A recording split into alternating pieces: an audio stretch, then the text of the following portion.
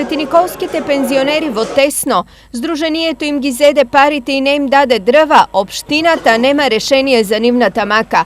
Откако тие за огревно дрво искешираат 35.000 евра, а дрва не добија ниту некој им ги врати парите, помош побараа од градоначалникот на Свети Николе со барање, тој и општината да бидат медијатори во решавање на состојбата, но одговорот што го очекуваа не го добија. Општината не може да биде медијатор, општината може само да биде слушател меѓу граѓанските здруженија и членовите на граѓанско здружение. Ние можеме само да ги слушаме и да ги упатиме евентуално на институциите да го разрешат случајот. Ние нити можеме да бидеме медијатори, нити можеме да го решиме случајот, затоа што овде се работи за должничко доверителни односи.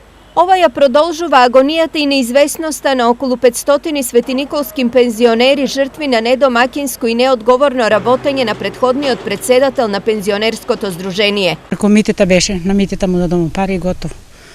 Он умре, сега нема кој да ги зима да ги дава парите. Имате нов председател?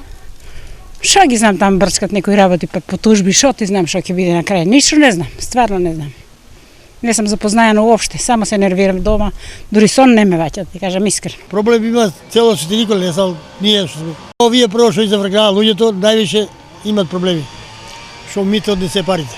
Состојбата дополнително ја комплицира кризата за дрва во регионот, па сега пензионерите дури и да најдат пари, нема од каде да купат дрва или нив ќе треба да ги платат по двојно повисока цена.